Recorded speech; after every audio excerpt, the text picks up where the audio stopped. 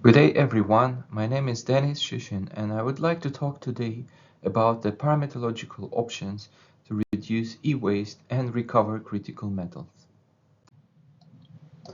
If we look in Australia's critical minerals strategy, we can find some interesting quotes. Australia should promote itself as a world leader in ESG performance. We should reduce energy requirements by recycling and reprocessing materials. We need to extract more value onshore from our resources and use our critical minerals to help become renewable energy superpower. There is of course a statement about the jobs. So one might think that refining of metals from minerals and recycling should be on the rise, well supported by the government. The reality is that in 2023 we lost the only nickel refining facility producing battery-grade nickel sulfate, with tens of thousands of jobs impacted directly and indirectly. Let's talk about electronics, which is the main reason why we need critical metals. In Australia, we are importing electronics, which is then rather quickly becomes waste. From the environmental point of view, this is a large and increasing problem, and the Australian government, on various levels, issues the bans for e-waste to go to landfills. If not going to landfills, the e-waste need to be recycled, right? There are plans to introduce import taxes on electronics, including solar PVs, with the stated goal of supporting reuse and recycling. I have serious doubts about the reuse because the companies producing electronics do everything in their power to prevent repair and reuse. But recycling sounds like a good idea. Before going into discussion of recycling, let's have an important distinction. Most of publications on the topic of e-waste recycling focus on printed circuit boards, which are very valuable and already recycled at high rate. There are many different options and no economic barriers because of all that nice gold, silver, platinum, etc. But if we look at the solar panels, the story is different. The mass of waste PVs will explode in the coming years, but the value of materials in them is not that great. What we don't want to see is that collected funds are used to create the logistics for collection and dismantling of e-waste, which is then exported. Once exported to one of those countries, only valuable stuff will be recycled, while less valuable materials will be burned and dumped illegally without any regulations. The same situation that we currently have with recycled plastics or clothes. The question is, can we use those funds to create logistics for collection and dismantling of e-waste, which stays in Australia and used to actually produce metals? Let's talk about existing technologies for recycling of e-waste. If we exclude from discussion illegal recycling and look at countries that have similar strict environmental regulations as Australia, such as Europe, then the largest amount of e-waste is recycled through the combination of pyrometallurgical and hydrometallurgical processes using either copper or lead refining ecosystems. Top companies are Arubis in Germany, Boliden in Sweden, and Umicore in Belgium. Attached is a generic flowsheet which shows that multiple metals, not just gold and silver, are recovered through these processes. The most complex flowsheet is used by Umicore, which in addition to these metals also recover tellurium, indium, bismuth, cobalt, germanium, rhodium, and many more. New facilities are under construction in Spain and in USA, also use similar flowsheets. An interesting fact is that pyrometallurgical part of at least three of those use the furnace technology developed in Australia. The technology called top submerged lance furnace was developed by CSIRO, and it is more suitable for treatment of e-waste compared to other popular technologies developed to treat copper concentrate. For historical reasons, this smelting technology is now licensed by two competing companies. One of these, Glencore Technology, has a main office in Australia in Brisbane and very active worldwide. They are building the new e-waste recycling plant in Spain. Glencore also owns a smelter in Canada which co-treats primary concentrate and e-waste. So let's have a look on the technical feasibility of recycling high-value PCBs together with low-value solar PVs using pyrometallurgy. But before we start, let's have a quick introduction to pyrometallurgy. We can treat different types of materials such as concentrates from primary ore, industrial wastes, recycled consumer products, and even plastics. In pyrometallurgy, we try to bring all these materials to molten state. This requires high temperatures, about 1150–1250 degrees Celsius, for most copper and lead-based processes. This in turn needs a good control of the energy balance. Liquids form immiscible layers, which are relatively easy to separate by skimming. Metals and other elements have a preference to one of the liquids or gas, but the preference can be controlled by the oxidation reduction conditions in the furnace and by fluxing options to create liquids of different compositions. Due to high temperature and the fact that reactions happen between liquid phases, they are very fast, which allows high throughput of materials, but they also can be controlled well by changes in the feed. This ensures high recoveries. In modern pyrometallurgical processes, gases and other wastes are thoroughly cleaned, preventing emissions.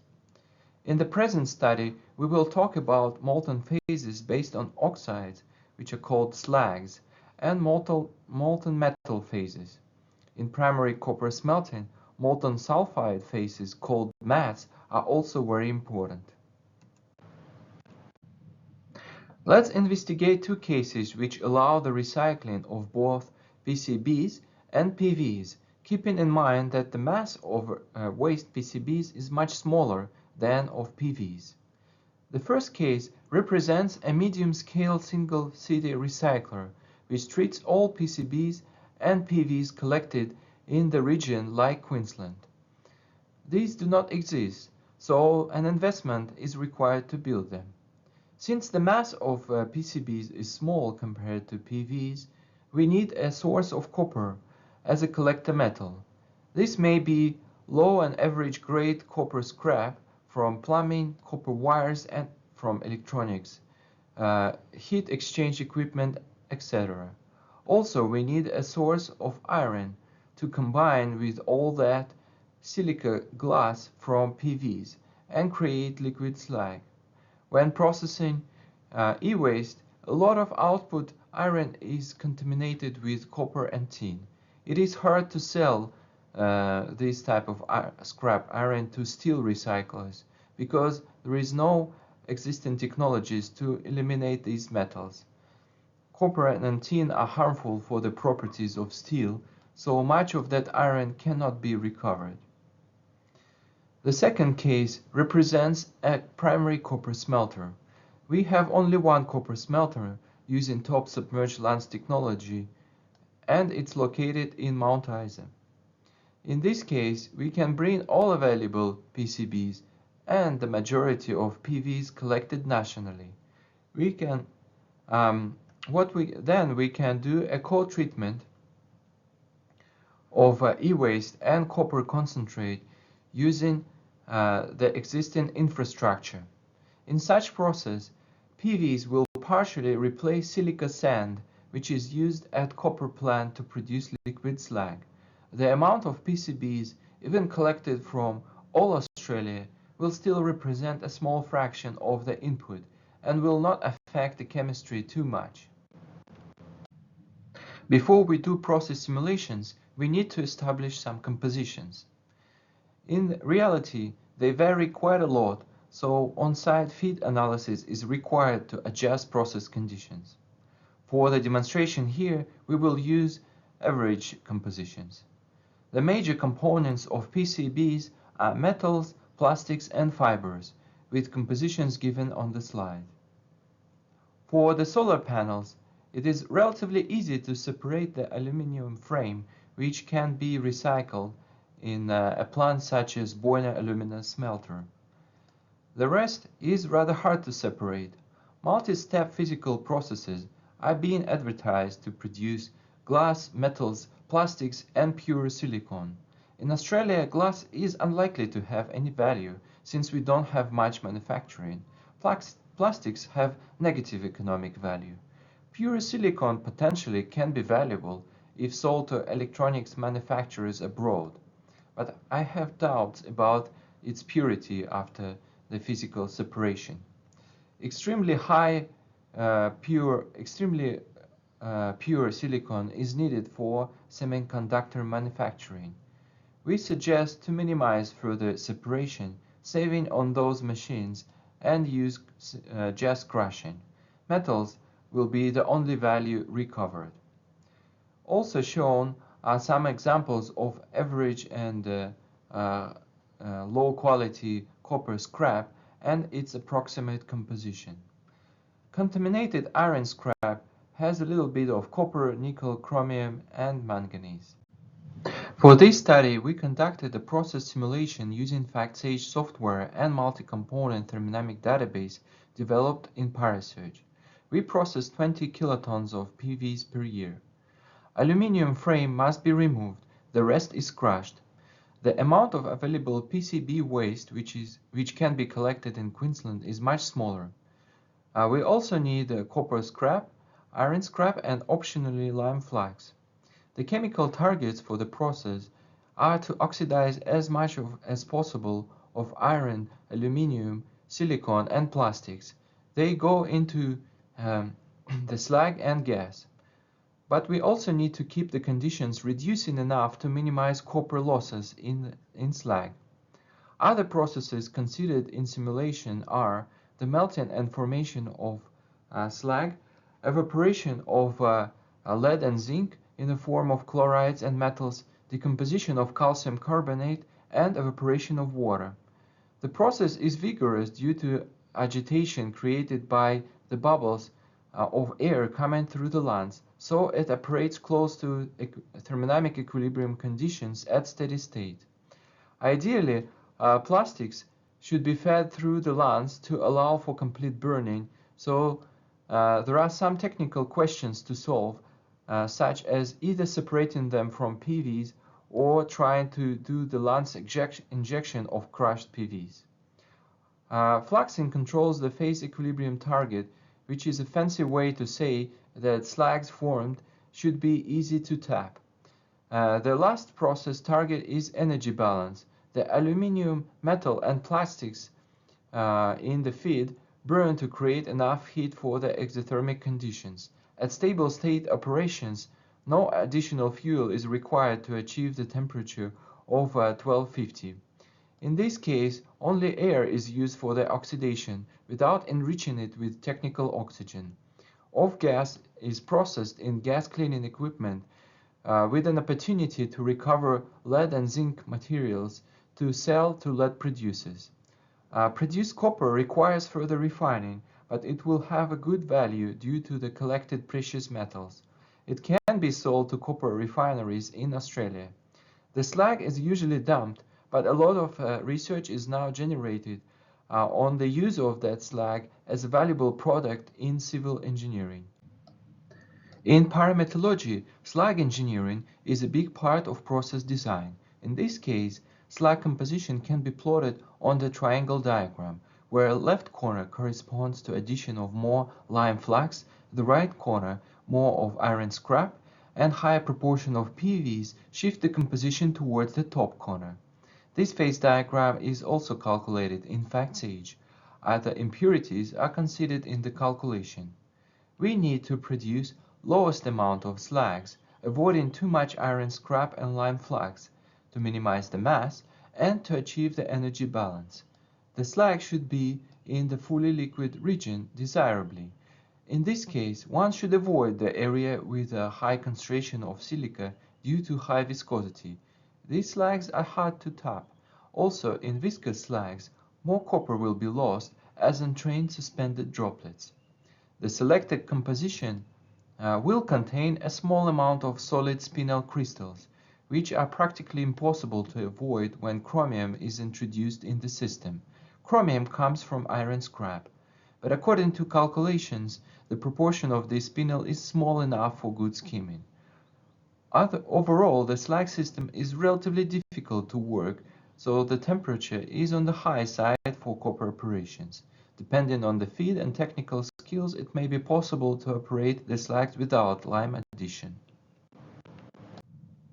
For the second case, we will use the same compositions of PCBs and PVs, but now we will also use copper concentrate, which is by far the largest input in the furnace. The furnace itself is also much larger. Copper concentrate contains 23% of copper and also large amounts of iron in the form of sulfide. This is why we need to purchase and use silica flux for a normal operation of copper smelter. Silica flux is basically sand.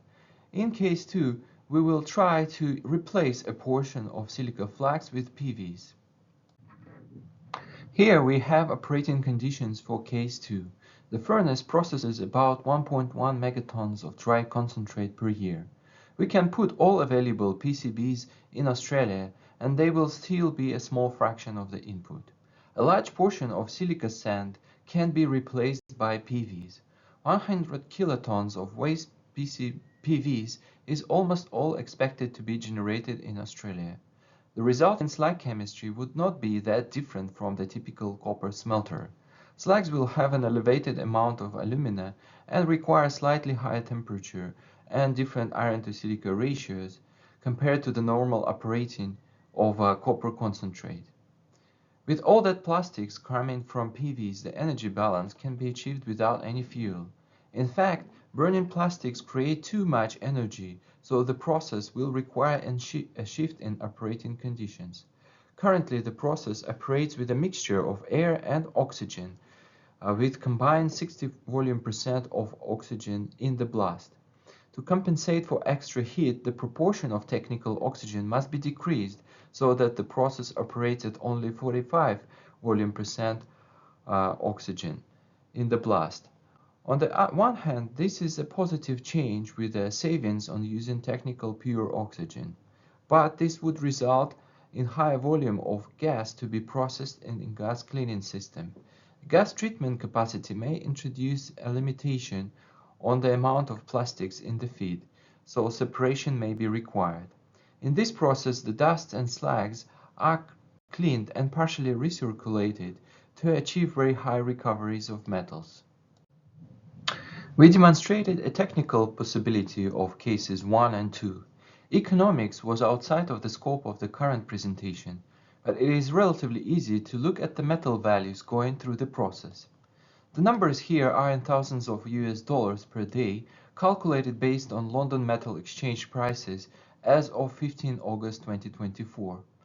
We can see that in case 1, most of value actually comes from copper scrap, with PVs bringing a little bit more from copper and silver, and PCBs bringing a bit more from gold.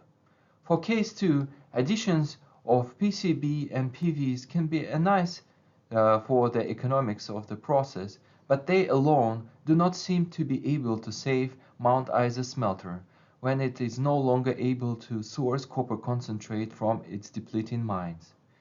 In a very optimistic scenario, Australia may start to import e-waste to save Mount Isa. Some statements to conclude. The recycling of e-waste happens in Europe, Japan, US and other places using the combination of pyrometallurgy and hydrometallurgy. Countries without pyrometallurgical infrastructure typically export their e-waste and lose opportunities to recover critical metals. Solar PVs are difficult to recycle. Pyrometallurgical step allows reducing labor-intensive mechanical treatment and significantly increases the throughput. Energy requirements are not necessarily high. Many processes actually generate heat. Highest efficiency is achieved when recycling is combined with primary smelting, and also when copper, lead, zinc, and nickel processes exchange materials with each other. Such ecosystem allows not only recovery of the base metals, but impurity metals, many of which are considered critical. Just to be clear, there is no such thing as indium or bismuth mine. they can only be recovered as byproducts of major metallurgical operations. The role of our laboratory in the University of Queensland is to provide the fundamental support to companies trying to introduce waste in their flowsheets. We do it using laboratory scale experiments, developing computational tools and providing professional education to engineers in those companies. I would like to thank my co-authors, industrial sponsors, and RC linkage program for the support of the fundamental studies in pyrometallurgy.